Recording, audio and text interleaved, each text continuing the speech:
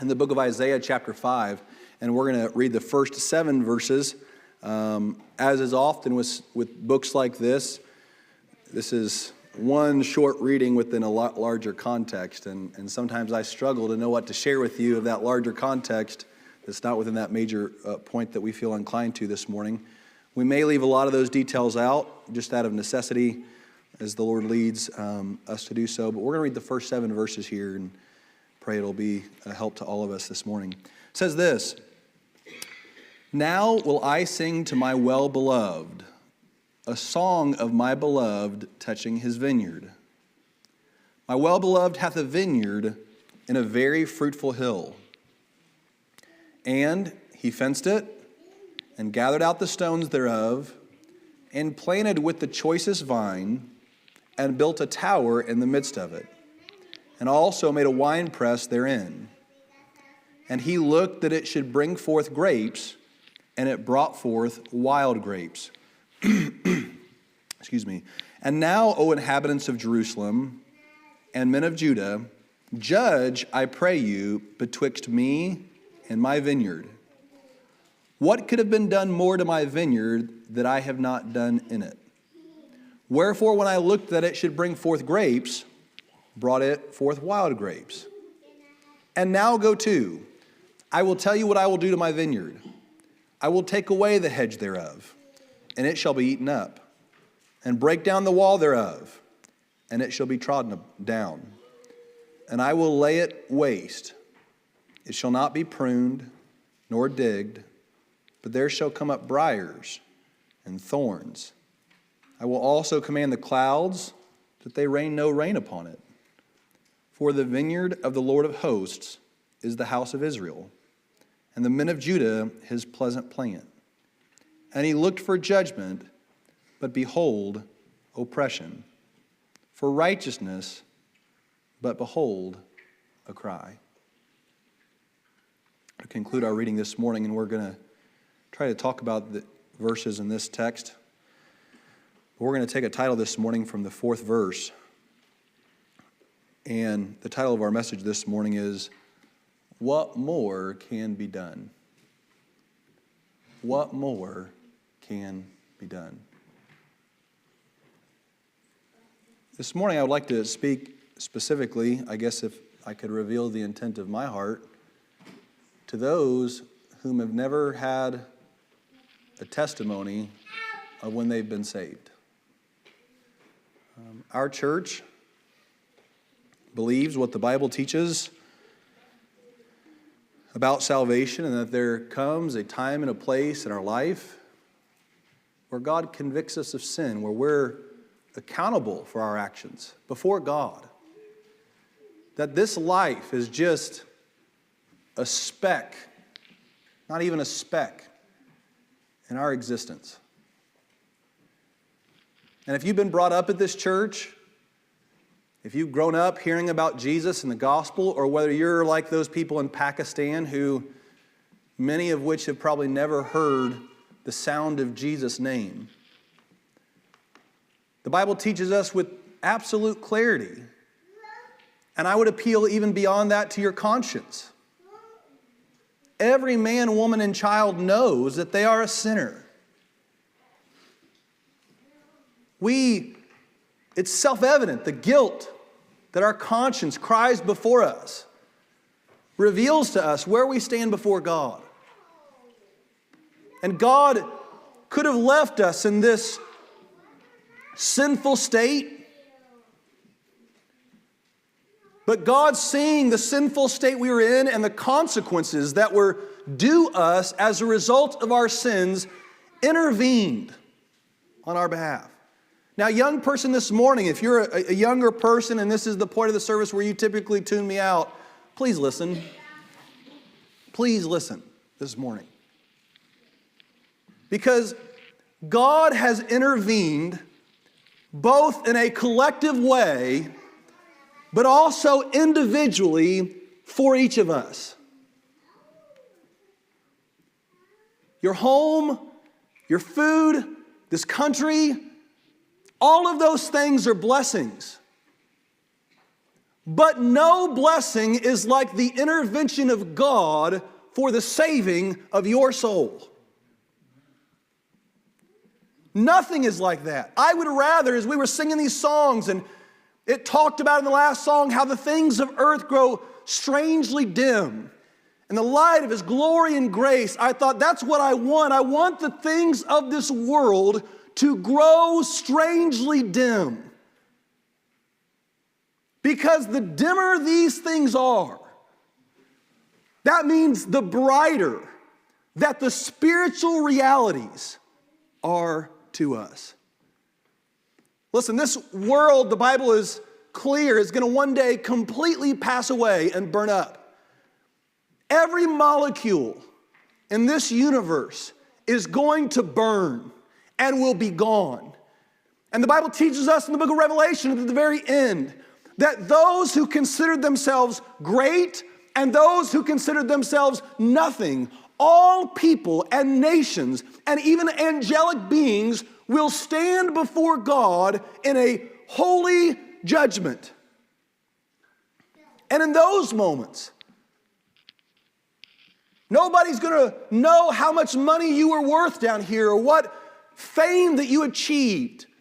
Nobody's going to know the intelligence that you have or how many good grades in school that you got or how many points on a court that you scored. No, but there will be a distinction between people. Jesus, I want to say it exactly how He said it. We'll read one verse. It says this, "And this is life eternal, that they might know Thee, the only true God, and Jesus Christ, whom Thou hast sent." No, that's what eternal life is. Knowing God. Not just escaping damnation. That's a byproduct of knowing God. In this story, in the first 3 chapters of the book of Isaiah, the prophet, some 700 years before Christ lived, is warning a group of people. And the warnings are staggering at the judgment that's coming. Now, something fascinating jumped out at me as I was studying this book this week, going through the book of Isaiah, which I find to be a difficult book to understand. But as I was studying these number of chapters, I began to realize that some of the prophecy here that's taking place is a very future judgment for these people. So the prophet is prophesying about really 2 times where Israel and Judah are going to be judged. One was a little closer than the other. One was the Assyrian judgment. That was going to come some approximately 700 years or 700 BC. But then there comes a part where he's prophesying about another judgment. And that's going to come about 115 years later. And it really got me thinking about some of the prophets in the Old Testament, about how very often when God would commission a prophet to go and prophesy judgment, it was first came as a warning. Much of what I'm going to try to do this morning to those who have never been born again. And he'd come, and very often the prophets would come to those people at a time where they were in no notable danger. In this particular case, Babylon was not going to become a world power and march on Jerusalem for over 100 years. And so for a prophet to get up and say, judgment from the east is coming, when prosperity abounds in the moment where they're at, naturally causes the human heart to be skeptic. Much like a young person listening to warnings about death and future judgment. Common sense tells us, just looking around at the health that our country enjoys compared to former centuries, all former centuries, that most likely you are going to live 70, 80 years, most likely. And so if you're sitting here and you're 10 years old, or you're 12 years old, or you're 15 years old, And you reason within yourself, likely it's going to be 60 years from now before I really have to face this eternal question. Now, I'm going to say this, that might not be true, first of all. And you need to know that. The Bible teaches us that life is but a vapor. And I've talked to Kathleen about this, I've experienced in my life, I'm 35 years old, and I've just seen now people within my age group start losing children. Go through those terrible things when a young child has some kind of an accident or an illness. And it's sobering. Because I was at that point where you're starting out in life and our kids aren't old enough, but then 10, 12, 15 years pass and accidents happen. And it has caused me, through that experience, to pause for a moment and consider the fragility of even my children's lives. And just how grateful I am that God, as I couldn't help but overhear Brother Brian praying, when we get sick, it's a reminder to us, isn't it? Of the blessing of good health. And I'm not trying to scare anybody this morning. I'm trying to talk about reality. Health is a blessing. It comes from God alone. And young person, you fit the description of these people so well. Things are good in your life. You're healthy. You don't even get tired. Right? You run through the day, and I watch my boys, and they go play basketball game after basketball game. And they come home, they run around like crazy, and then at night, they still hyper. I don't feel that way. And the older you get, the less you feel that way. You see, these people, they're well. But very often, I began to think about the various prophets in the Bible and when God warned them. Or when God sent the prophet to warn people. And the way that our, perhaps, minds work, and I'll give you an example of this. There was an occasion in our country some 10 or 12 years ago where a court case was determined, and I think that it promoted things against God's will. And our president at the time lit up the White House to celebrate it. And I saw all this, and it was for the first time in my life, it scared me about God's judgment upon our nation. I thought, certainly it's not going to be long. But as I was studying this week, I began to realize very often God delays judgment. He allows things to decline further and further and further and further. Where at first, something is permitted. And then people grow immune to it. Certain things about things that especially you older ones, that you were horrified about. Now they're central parts of every form of invitation, fornication. Many of your days, if there was a show that had fornication on it, it would have been the talk of everybody. And now every show is about seducing someone and some sort of relationship that God does not condone. And then it goes from permitting to celebrating. And then from celebration to compelling.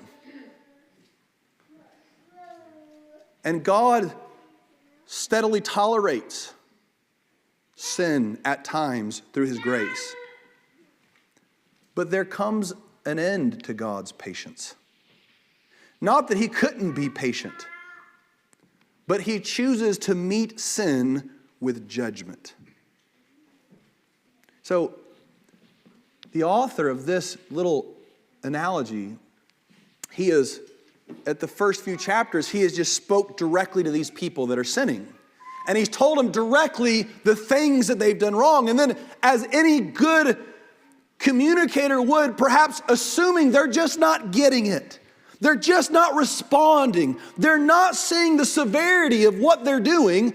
He brings in this little analogy here. And he sings God this song. And if you'll notice, there's a part in verse 3 where he looks to the people that he's judging, or that he's casting God's judgment upon, and he said, "You be the judge of this. Don't take my condemnation coming from God as the judgment, but you listen to the story and then you determine what is just in this situation. It says there was, my beloved has a vineyard. And he went and he did everything that he could so that that vineyard would produce good fruit. So I think of, whenever I grew up, there was a big vineyard fairly close to our house. If you don't know what a vineyard is, Brother Reynolds has one here just down the street. Very small one, right, of grapes. And he says, I went and I dug it up. And then I looked through and I found all the stones. Now, I personally have an experience with that. I bought a property here a couple years ago when we lived in Indiana, and I wanted to plant a garden, and so I got my tiller out there. It was a really nice tiller. It was really strong, and I started going through it, and I couldn't go hardly a foot without hitting something. So then I'd go get my shovel, and I'd dig it out, and it was a brick. I'd throw the brick over there, and then I'd go a little bit further, and there was another brick. And then there were these big sections of bricks.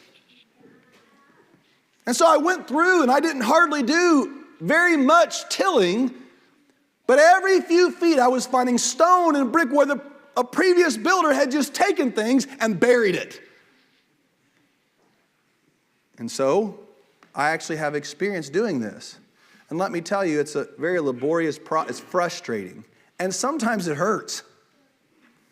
You'll be tilling, and all of a sudden you hit something hard and it hurts. God did that patiently. He went through this field and he dug up all the stones. Then he went, and it says he found the choicest seed, the best. Many of you know that do planting, there's a big cost differential depending on how good and reliable that a seed is. Then he prepared a wine vat, or a place where he could ultimately harvest this fruit. He built a tower where he built hedges around it to protect it so that people, when they're walking, wouldn't trot over it, or animals wouldn't just go through it and destroy any crop.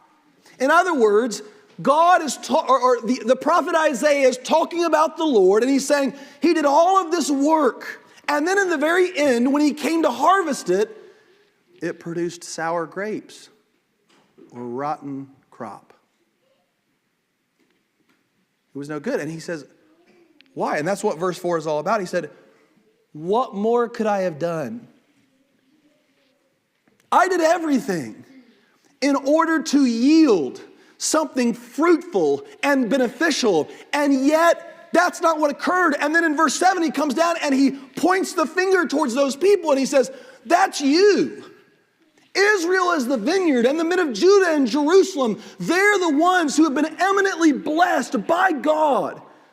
And so you pause for a moment and we consider how Israel was blessed by God. It tells us in the book of Deuteronomy chapter 7, it says this, I did not choose you because you were the largest of all nations.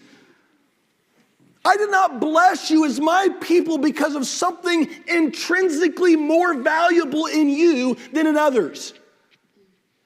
And I look at our blessings today, and as I heard stories about what Brother Kent Welch is going to tell us tonight, he told us, I heard the story about from Brother Elliot who went over there. He said, there are children over there who they're like wild animals.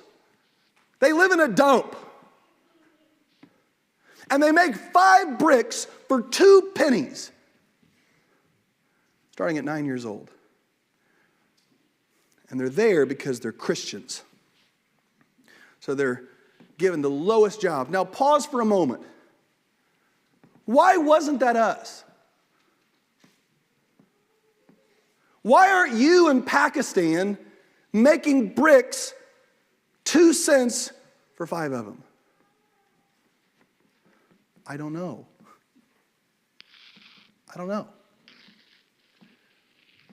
I think about the fullness of God's blessing in my life. And I hear something like that, and it's difficult to hear. It was nothing in me. I'm not better than anybody. Yet God planted me here. I have people in my life that help me. Talking today with someone and just saying, there came parts of my life where I didn't know what to do. And then it's like God would send people in my life, like I didn't go search for them. God would just send people in my life to help me with certain things. Parts of my character that need to be changed. Maybe parts of my life that just needed help. Physical things. Why did God send those people to me? Well, he says there in Deuteronomy chapter 7, because he loved them. That's why. So this morning, let's make just a moment of application. If you're here this morning and you're a kid, let me share something with you that you may not know. Maybe you do. You are so blessed. I mean, you don't have any idea how blessed you are. So blessed. And we could mention all the physical things that you have and don't have. Those are things that one day are going to burn. So let's not talk about those things. But you have those things. But here what Isaiah the writer is talking about when he's writing to these people is God had provided Israel a law. Doesn't sound like a big deal. But it is a big deal. It's a really big deal. The knowledge of what pleases God, of what's right and what's wrong, of things that lead to destruction, both temporary and eternal. And so God gives the children of Israel a law to help guide them, to help reveal sin in them, that ultimately they can see their sinfulness and know that they have a need for a Savior. Listen, the Word of God that we bring to you, the Word of God that your parents bring to you, it's so important because it's meant to provoke you and for you to see you need something greater than yourself. The guilt that you feel at times is good because it drives you to someone who can help you eternally. When you're confronted by your sin, it's a blessing that comes from God because he's turning you away from it. The ways of a man are always right in his own eyes, right? I think I'm doing right sometimes. Until sometimes the law of God confronts me with what I think and reveals to me I'm not as right as what I thought I was. You see, God gave them a law. He gave them a leader. There they were in bondage to the Egyptians. And God, by his grace, rose up a leader to help guide them where they needed to go. He provided for them a land. He made all of these provisions. He helped them to conquer these nations in Canaan. You remember the conquest of Canaan and how God so miraculously drove out all of those Canaanite people? You remember the story of Jericho? One of the great Bible stories that we teach in Sunday school to our children about how they march around the city and they march around the city and they march around the city. And then that's the means God uses to help conquer the land of Canaan that God had promised. You ever had situations where God miraculously provided for you? Where out of nowhere, not by your own strength, not by your own determination, not by your own will, but God by his mercy alone intervenes in your life and blesses you. That's what he did with them. And they took those blessings and they produced sour grapes. So, the way I understand that is, rather than being humble and grateful and honoring God and using their life to follow him, they deviated to what they wanted to do. And that doesn't sound like a big deal. Doing what I want to do doesn't sound like a big deal. Because here's how the human heart reasons. What I want to do is not bad things. Like if I rewind and I go back to the time I was 15, so the MBA was definitely part of my plan, right? Going to college and having fun. Not bad fun, just fun. And none of that seems that bad, but the reality is a person who rejects God is going to find their life in a constant sense of spiritual decay. Or in other words, if I was to set, all the time happens at our house, we set bananas out, right? And at first they're really ripe and green. Nobody goes and does anything to them. Right? We don't put some kind of chemical that makes them decay quicker. We don't do anything necessarily wrong and put them in heat or nothing like that. We just let them sit. And over time, what happens to the banana? It slowly and slowly decays. And then suddenly it becomes rotten. And it's not even good for the well-intentioned banana bread. Right? You got to throw it out. It's no good. I want you to understand something, young person, about growing up. Your interests will slowly take you away from God. You will find in life that sinful beings like we are, the further we rebel from God, the further that we go. Just like that banana, we have a sense of decay. See, right now as a young person, you're very blessed, even though it doesn't seem like a blessing. It may not at times seem like a blessing. You have limited access and freedom to sin. Right? Your parents, they don't let you do whatever you want. And it makes you mad at times. But your parents realize that going and doing those things, or just overindulging in good things, perceivably good things, but worldly things, can slowly lead to a dangerous path, can slowly callous your heart, can slowly cause obsessiveness over these things that have no eternal end.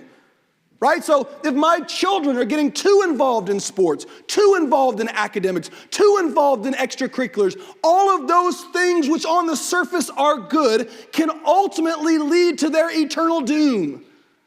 And has that not been the anthem of my generation, who was encouraged beyond reason to follow after all the good and all the things that they wanted to do? And yet so many of them have departed the ways of God because initially they started doing okay things, but they began to overindulge and over-prioritize those things, and it may ultimately lead to their eternal demise. You see, you have limited access and freedom at the moment. And that allows a hedge. That's what it talked about here, that God, I saw so much comparison to young people in a good family that I do in Israel right here. God built up a hedge to protect from anything on the outside trampling and destroying that crop. And you know what your parents do or ought to do, and most of them succeed well at doing at this church, is they protect you from things infiltrating your heart and infiltrating your mind that will ultimately lead to disaster for you.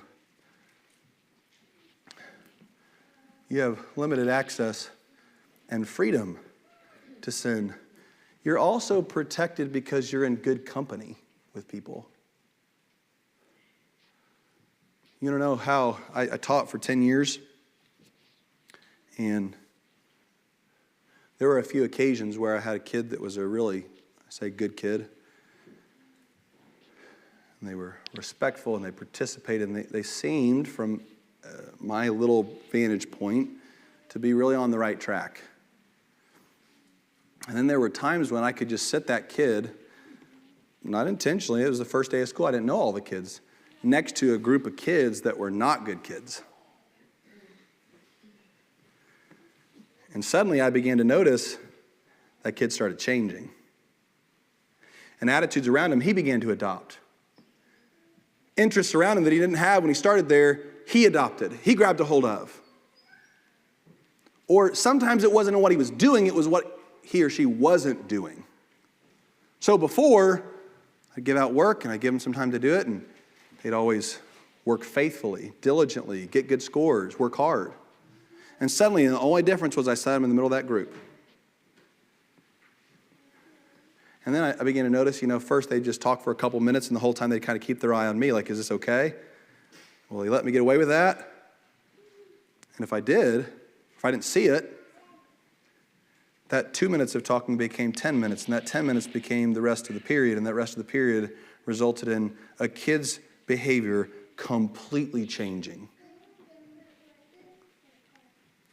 I remember when I was in when I was in middle school one time, at my house there was this big blow-up fight in my house. Didn't happen very often, but when it did, it was very notable. You couldn't not hear it. And it's between my older sister and my mom. My older sister was in the 7th grade, and the gym teacher had called my mother in the middle of class and said, I just want you to know that your daughter is hanging out with this other girl, and I've noticed over the past 4 or 5 weeks that her behavior and attitude has changed drastically.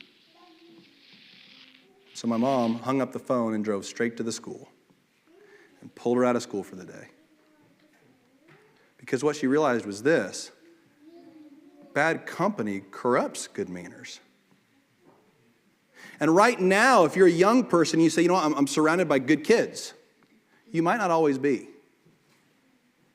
You might date that girl or that boy who slowly gets you into things you have no business being into. You may find an association of someone who is interesting to you and fun to you, who feels like they empower you and they encourage you and they inspire you.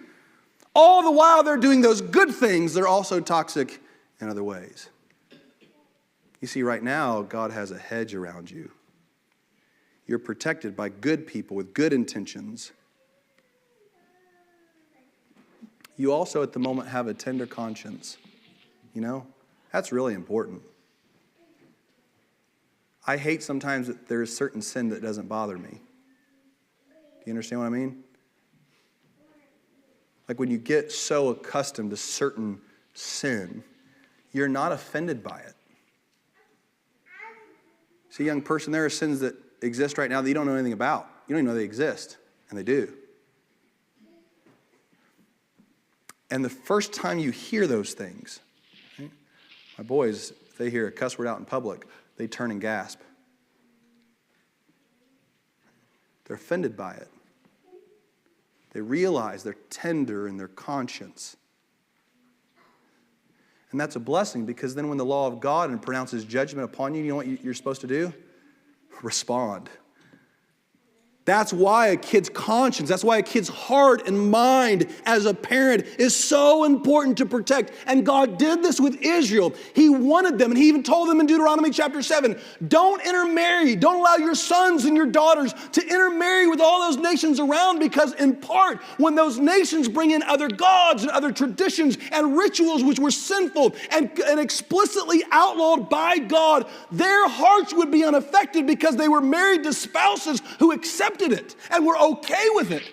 And so God is saying, no, I don't want you to do those things or intermarry with those people. I want you to be holy and set apart after my service, obeying my law, so that when you see abhorrent practices around you, you will be offended. You will repel from those things, that you might stay holy and honor me.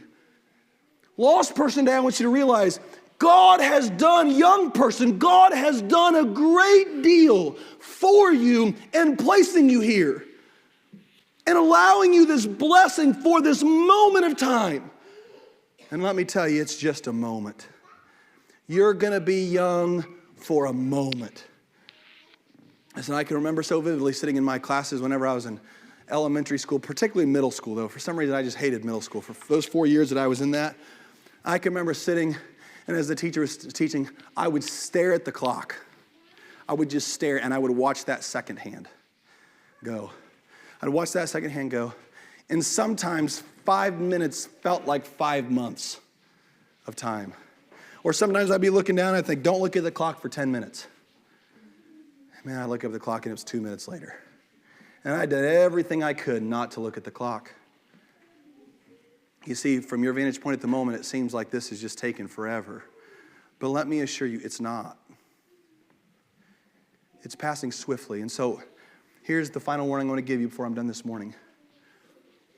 God said, I did all these things for these people, just in the same sense that He's done all of these things for you.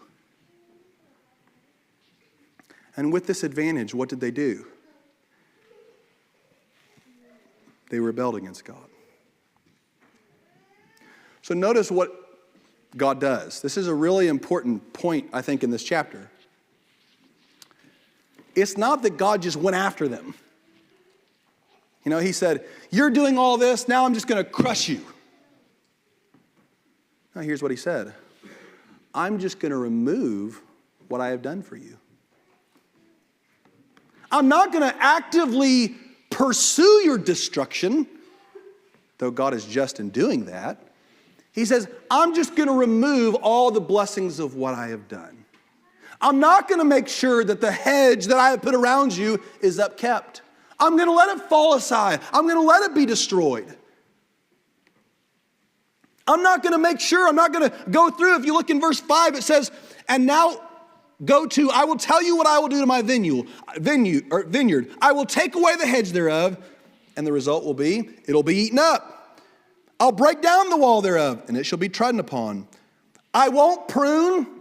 I've told you this story before. When I learned my lesson with my second garden, I wasn't diligent about plucking out all the weeds. I wasn't going out there like I was the first year, day after day, making sure there was nothing that could harm my garden. And the first garden, we had so much harvest, I didn't know what to do with it all. I was giving it away for free. And the second one, I got overconfident.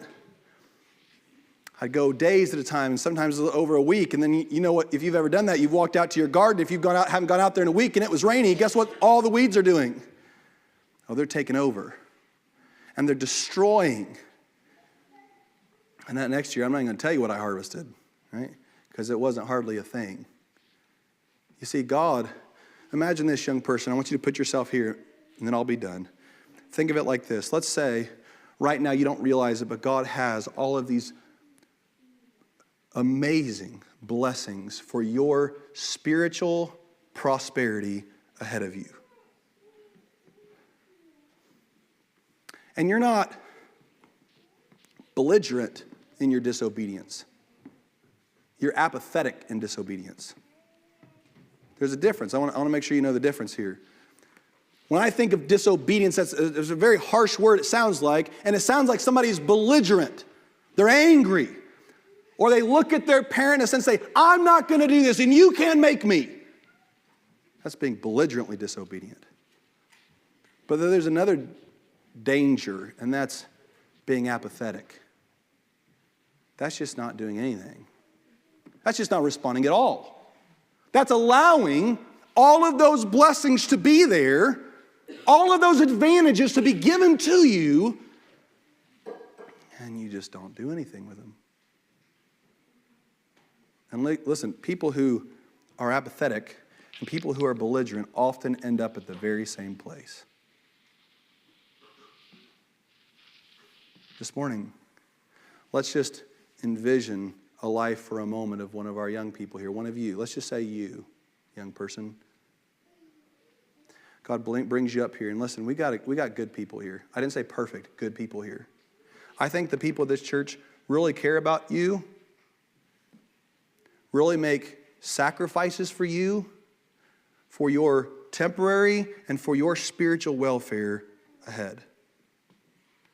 And God has placed these people in your life as forms of hedges, and perhaps the greatest gift you've been given up to this point is your parents. What a blessing. And you're apathetic. And you don't spiritually respond. And you hear the gospel coming out from pastor after pastor and evangelist after evangelist, and person after person gets up and exhorts. And it's all meant to glorify God, but it's also meant for your benefit, that you might hear all of the different people and all the different testimonies and all the different ways of expression, that God could reach your heart, and God begins to pull you. God begins to drive you to repentance. God begins to call to you, and you can sense down deep in your spirit, I need God. But I will not come His way. I will not surrender these things that are valuable to me. I will not seek after God when He compels me to. Let me ask you the same question Israel asked Judah in verse 3. What more could be done for you? And then you get to this really awkward age. at least from my perception, it's an awkward age. It's that point where over your life, you don't know who's in charge.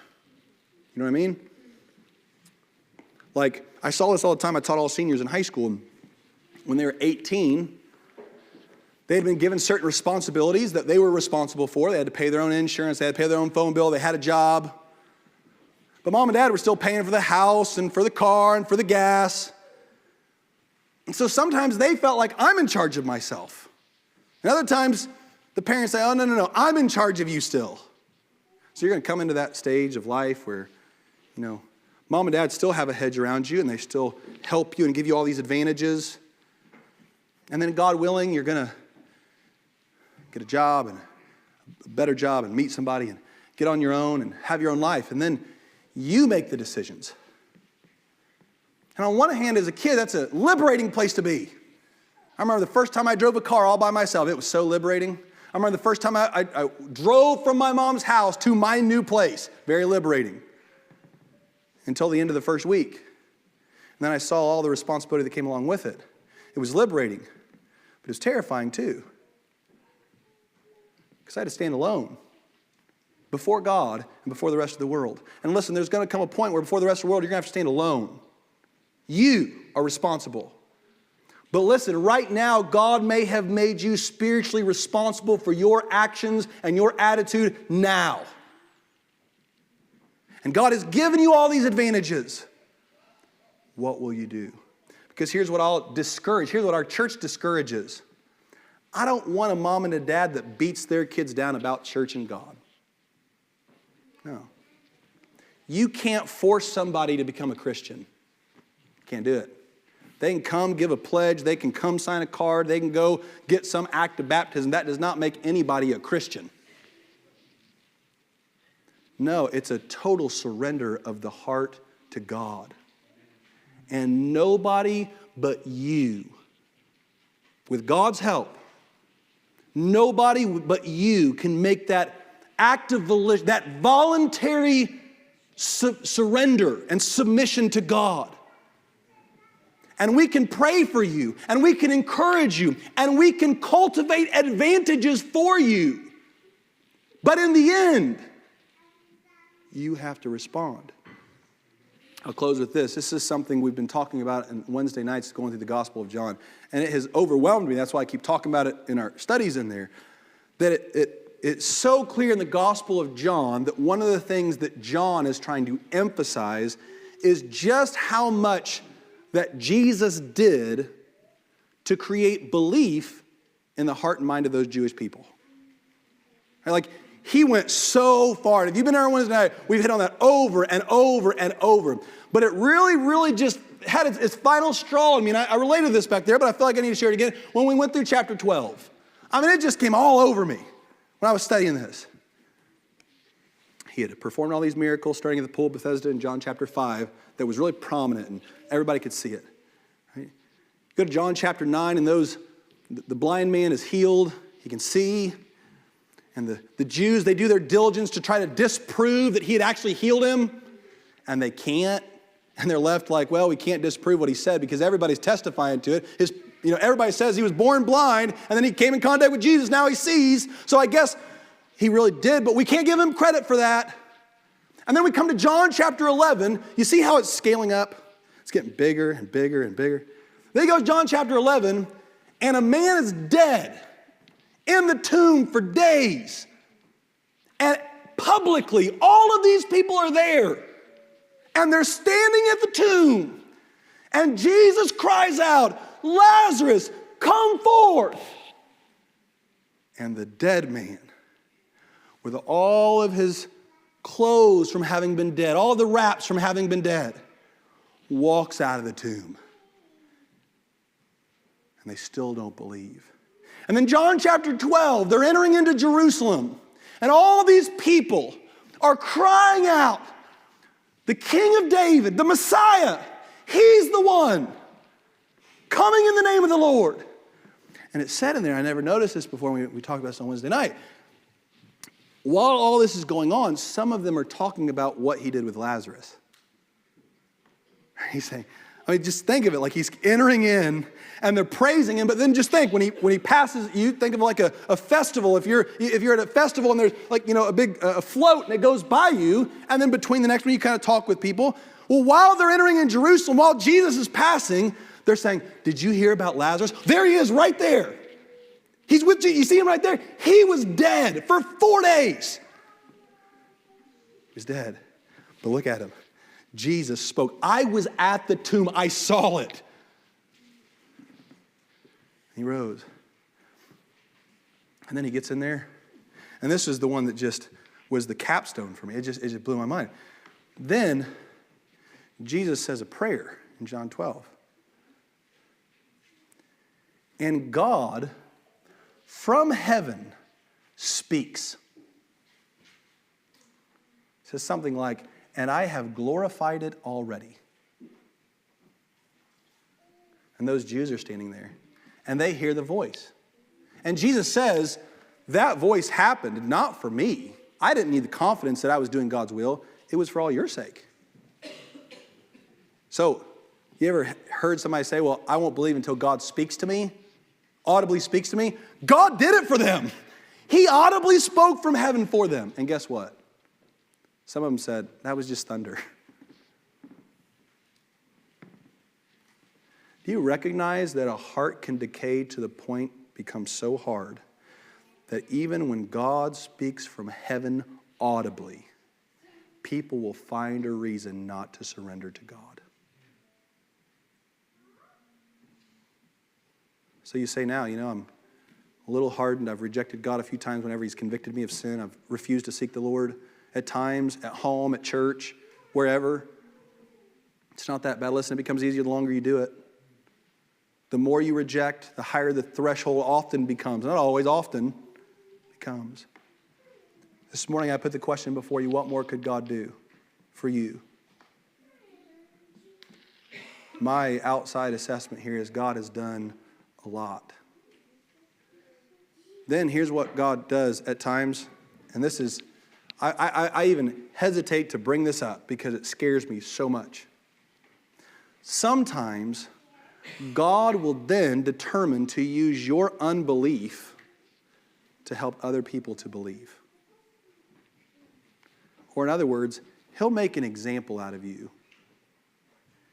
You're not going to believe? You're not going to surrender to me when I have called you? Then I'm going to use you in the life of other people to soften their heart and draw them to myself effectively. God's going to find honor in your life either through surrender or judgment. But your life is in some degree going to honor him. This morning, I want to give an invitation to seek the Lord today. I don't hesitate to do that. If you feel that God is convicting you of sin, that you don't know God, and you need to pray until you find him. Listen, what you'll find here is I'm not going to talk to you when you're praying. That's you and God. You talk to him. God created every molecule in this universe. Don't you think God can speak to somebody? Absolutely.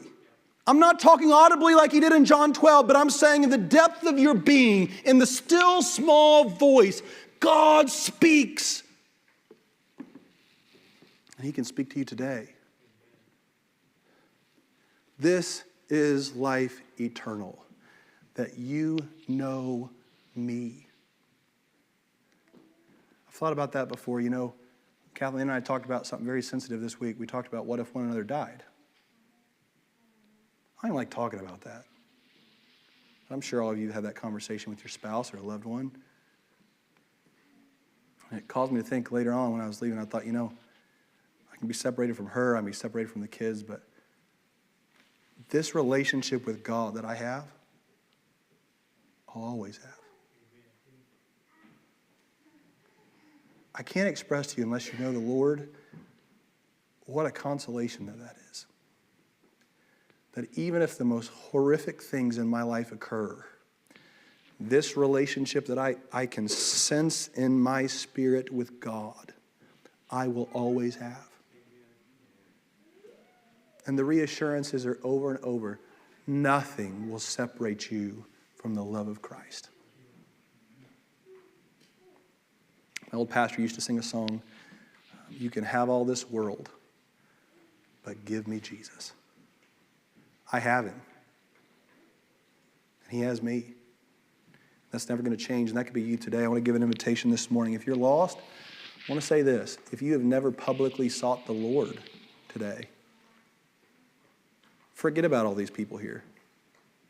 If these people got to leave and go do what they got to do, let them go. You pray to God.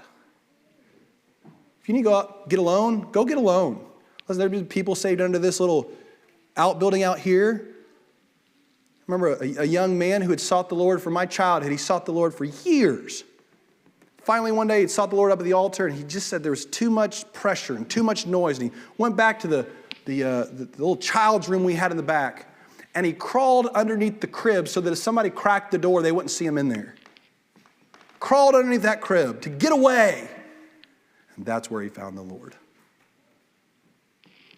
If you feel God drawing you to pray to him, to seek him for salvation, don't neglect the gift he has given you today.